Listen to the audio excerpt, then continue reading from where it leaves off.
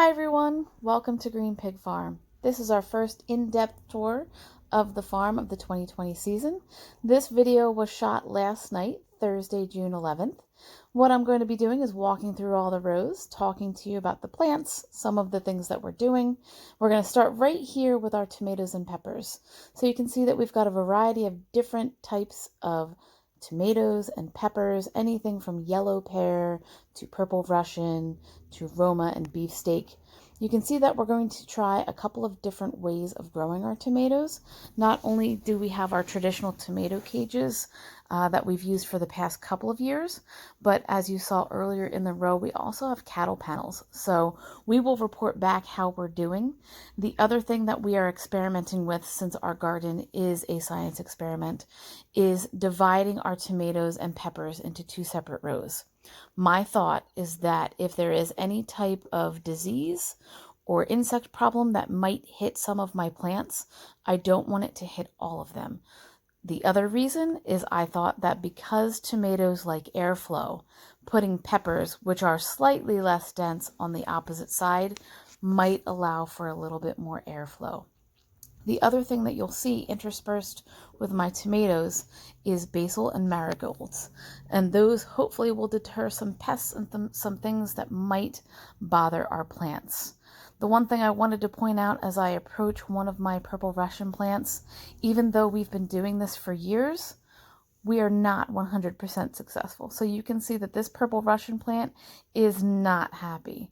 So it definitely is a science experiment. Not sure if it's too much water, not enough water, or something else. Only time will tell why it's not happy, but the hope is that she'll pull through and we'll be able to enjoy some tomatoes very shortly. Our tomatoes are coming in slowly. We've got lots of blooms and some small tomatoes. One reason is we do a lot of pruning to our tomatoes. So you can see right here, I've got a sucker. That is one that comes in the elbow of the plant. I go through almost every day and pull them off. That's a rather small one. They are larger. That allows the plant to give more energy to the plant and the tomatoes that it is producing. Next to our tomato and pepper rows, this is our first year growing winter squash. I can't say that I'm doing this right, but I'm going to give it a whirl. I do a lot of research. You can see that, again, gardening is not without issue. I had a major problem with cucumber beetles that came through and ravaged the garden. I think I got it under control organically with some food grade DE as well as some neem oil. The biggest problem that we had with those organic solutions was rain. So every time it rained, it washed off the treatment and the cucumber beetles resided. But the plants are bouncing back. They're a little bit smaller than I think what they would be, but they're pulling through. So we're excited to have that selection. Over here, we've got some zinnias that I started earlier this year. So we're excited to see how they go. And probably about 100 onions, some random flowers that I can't pull, and then right next to it, this is our very first year growing potatoes. They seem to be happy. They seem to be healthy. We've got Yukon Gold and red potatoes.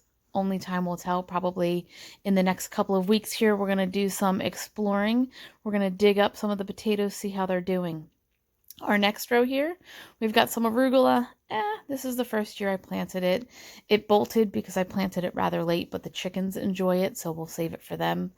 We have some sugar peas as well as some shell peas here. We're probably going to pick pretty heavily in the next couple of days. They're very tasty. We've had a couple small meals, but we're hoping to get some frozen for later use. We've got some spinach here that bolted. I think that slew of 85-degree days really did it in. We have our red beets.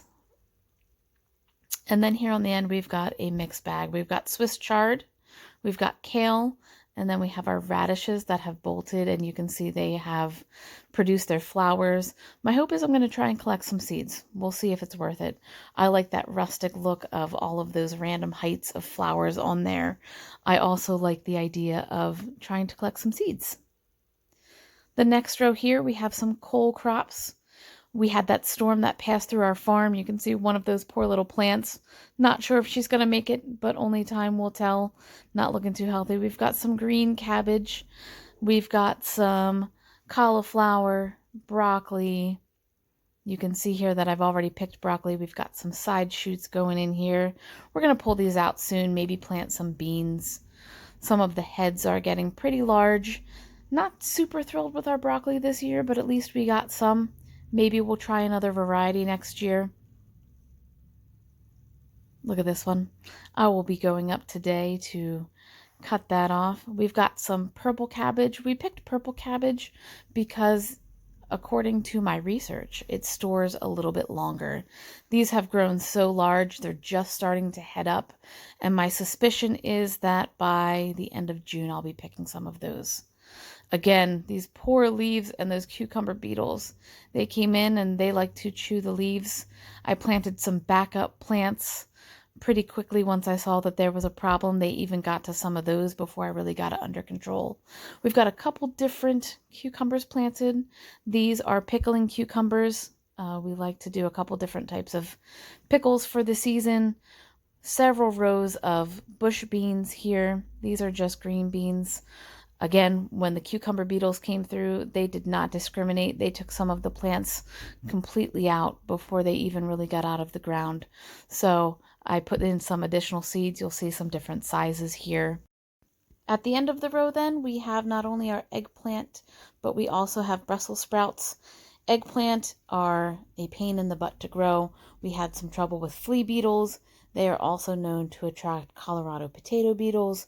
So one of our lines of defense, you will see that we have bush beans planted all around this area.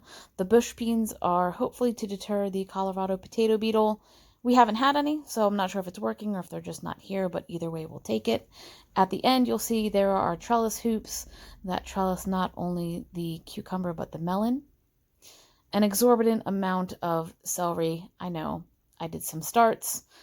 None of them died, so I planted them all. We have enough celery for probably 45 families, no lie. We will be freezing some of it. I will dehydrate some of it, and of course we will use some of it for fresh eating. Right next to that, we have our corn patch. Not ideally situated, but it is what it is. It's the only space we had. We've got some more bush beans. These are turtle beans. I will dry these, so these will be a dried bean. And then towards the end here, you can see some melons and some cucumbers. Right there is a Market More cucumber, another Market More cucumber, and then on the end, this is our first go at Mexican sour gherkins. These hopefully turn out really well. They grow about the size of a grape, and they look like a miniature watermelon. What more could you ask for? They're really lanky compared to the other ones. The leaves are smaller. You can see that the Market Mores have much larger, darker leaves. We've got some perennial flowers. We've got some chives, and we also have some visitors. They know they shouldn't be there. She's in my Mexican sour gherkin, so they need to move on out of here.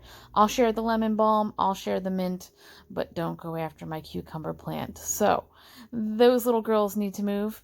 You can see, hopefully she didn't do too much damage to the Mexican sour gherkin. We have another visitor here. She knows that she shouldn't be in the garden. So let's go ahead and walk down and scurry her on out of here. She already saw me, so she's going to keep on going. Let's encourage her a little bit more.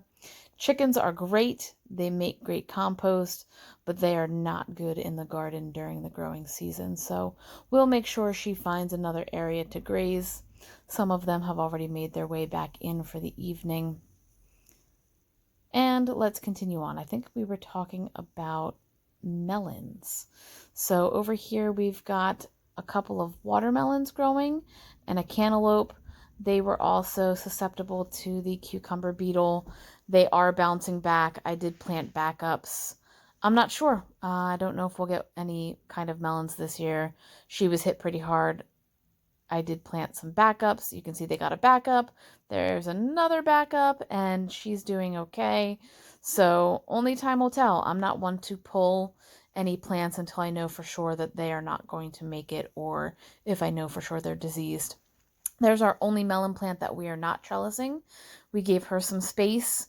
Ironically, in her space, a couple of random asparagus came up. The asparagus patch is, about 8 feet away. So a bird must have brought some seeds over. We've got some summer squash started. My daughter forgot what she put in each one. Some of them came up, some of them didn't. Some of them were ravaged by cucumber beetle. So here we are. We'll have summer squash. We'll find out what they are once they start growing, but we've got patty pan, we've got zucchini, we've got some crooked neck and straight neck yellow squash. And then on the end here, this is our first year growing garlic.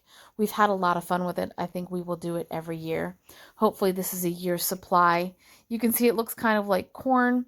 In just a couple of weeks, we will yank these out and see how we did this year, and then go ahead and figure out what we're going to replant for next year. So they're rather tall. They're one of the first items up in the garden in the spring since you plant them in the fall, but they are looking really healthy. It's hard not to pull one out to see how they're doing, but we want to make sure we give them the time. Here's one of our last beds. This is a perennial bed.